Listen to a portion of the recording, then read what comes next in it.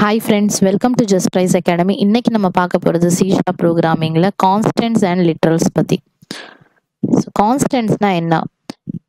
கான்ஸ்டன்ட்க்கு வந்து ஒரு கான்ஸ்ட் அப்படிங்கிற கீவேர்ட் யூஸ் பண்ணி ஒரு வேரியபிளை நம்ம வந்து கான்ஸ்டன்ட் அப்படின்னு நம்ம வந்து ஃபிக்ஸ் பண்றோம். இப்போ இங்கே பார்த்தீங்கன்னா நார்மலாக ஒரு வேரியபிள் டிக்ளரேஷனில் டேட்டா டைப் இருக்கும், வேரியபிளோட நேம் இருக்கும், அதுக்கப்புறம் ஒரு வேல்யூ நம்ம வந்து அசைன் பண்ணுவோம்.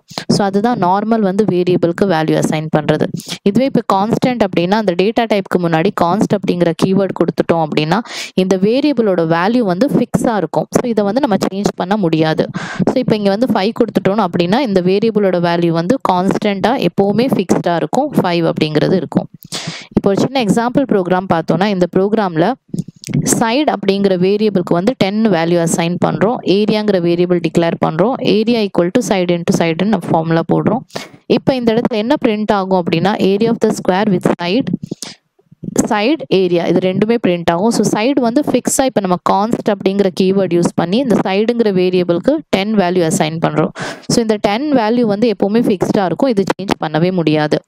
ஸோ சைடுங்கிறது 10 வேல்யூ பிரிண்ட் ஆகும், ஏரியா வந்து 10 மல்டிப்ளைட் பை 10 100ன்னு பிரிண்ட் ஆகும். ஸோ இப்போ நம்ம வந்து இந்த கான்ஸ்டன்ட்டோட வேல்யூ வந்து நம்ம சேஞ்ச் பண்ண ட்ரை பண்ணோம்னா என்ன நடக்கும் அப்படிங்கிறத நம்ம இந்த ஒரு கோடில் பார்க்க போகிறோம். ஸோ இப்போ பார்த்தீங்கன்னா இங்கே ஒரு கிளாஸ் இருக்குது, ப்ரோக்ராம் அப்படிங்கிற கிளாஸ் இருக்குது. இங்கே ஒரு இன்டிஜர் வேரியபிள் கான்ஸ்ட் நம்பரை நம்ம வந்து கான்ஸ்டண்ட்டாக நம்ம வந்து அசைன் பண்ணுறோம், கான்ஸ்டன்ட் அப்படின்னு நம்ம கிரியேட் பண்ணுறோம். ஸோ 256 அப்படிங்கிற வேல்யூ நம்ம வந்து இங்கே கொடுத்துருக்கோம், அசைன் பண்ணியிருக்கோம் இந்த வேரியபிளுக்கு. ஸோ இது கான்ஸ்டன்ட் அப்படிங்கிறதுனால இந்த வேல்யூ வந்து ஃபிக்ஸ்டு. ஸோ இப்போ நம்ம மெயின் ஃபங்க்ஷனுக்குள்ளே இந்த கான்ஸ்ட் நம்பருங்கிற வேரியபிளுக்கு மறுபடியும் வேற ஒரு வேல்யூ நம்ம அசைன் பண்ணோம் அப்படின்னா நம்மளுக்கு எரர் காட்டும். ஏன் அப்படின்னா இதை நம்மளால் மாடிஃபை பண்ண முடியாது, இது ஒரு கான்ஸ்டன்ட். ஸோ ஏற்கனவே நம்ம 256 அப்படிங்கிற வேல்யூ கொடுத்துருக்கோம். ஸோ அந்த 256ங்கிற வேல்யூ தான் நம்ம வந்து த்ரூ அவுட் ப்ரோக்ராம் யூஸ் பண்ண முடியும், இதை வந்து நம்ம மாடிஃபை பண்ண முடியாது. ஸோ மாடிஃபை பண்ண ட்ரை பண்ணோன்னா இந்த மாதிரி நம்மளுக்கு எரர் காட்டும். அடுத்தது பார்த்தீங்கன்னா லிட்ரல்ஸ். ஸோ லிட்ரல்ஸ்னால் என்ன? இப்போ நம்ம வேரியபிள் ஒரு டிக்ளேர் பண்ணி இனிஷியலைஸ் பண்ணி ஒரு வேல்யூ அசைன் பண்ணுறோம். ஸோ அந்த வேரியபிளை தான் வந்து நம்ம லிட்ரல் அப்படின்னு சொல்கிறோம். ஸோ இங்கே பார்த்தீங்கன்னா டேட்டா டைப் இன்ட், அடுத்தது ஒரு வேரியபிளை நம்ம வந்து லிட்ரல், அந்த வேரியபிளோட பேர் தான் வந்து லிட்ரல், இதுக்கு நம்ம வந்து ஒரு வேல்யூ அசைன் பண்ணுறோம். ஸோ C# வந்து நிறைய லிட்ரல்ஸ் இருக்குது. என்னெல்லாம் லிட்ரல்ஸ் இருக்குது அப்படிங்கிறத நம்ம பார்க்க போகிறோம். ஸோ ஃபர்ஸ்ட் வந்து நியூமரிக் லிட்ரல், அடுத்தது பூலியன் லிட்ரல், லாஸ்ட் வந்து character literal. So first numeric லிட்ரலில் பார்த்தீங்கன்னா 2 டைப் இருக்குது, ஒன்று இன்டீஜர், இன்னொன்று வந்து ரியல் லிட்ரல். ஸோ இன்டீஜர் அப்படின்னா நார்மலான இன்டீஜர் வேல்யூஸ், எல்லா நம்பர்ஸும் வந்து இன்டீஜருக்குள்ளே வந்துடும், பாசிட்டிவாக இருக்கட்டும் நெகட்டிவாக இருக்கட்டும். இதுவே ரியல் லிட்ரல்ஸ் அப்படின்னா நம்மளுக்கு வந்து அந்த டெசிமல் வேல்யூஸ் எல்லாமே வந்து ரியல் லிட்ரலில் வரும். பூலியன் லிட்ரல் அப்படின்னா true or false, so 0s and 1s எல்லாமே வந்து பூலியன் லிட்ரலில் வரும்.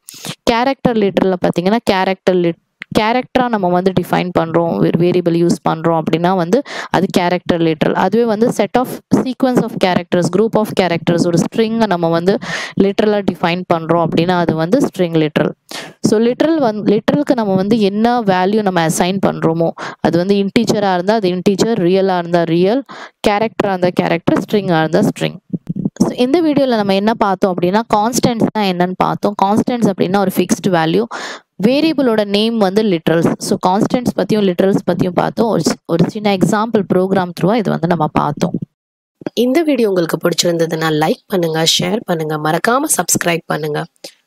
உங்களுக்கு C# ப்ரோக்ராமிங் பற்றி இன்னும் டீட்டெயிலாக தெரிஞ்சுக்கணும்னு ஆசைப்பட்டீங்கன்னா ஆன்லைனில் லைவ் கிளாஸஸ் போயிட்டு இருக்கு. கீழே இருக்கிற டிஸ்கிரிப்ஷனில் கொடுத்துருக்கிற லிங்கை கிளிக் பண்ணி ஜாயின் பண்ணுங்க. தேங்க்யூ.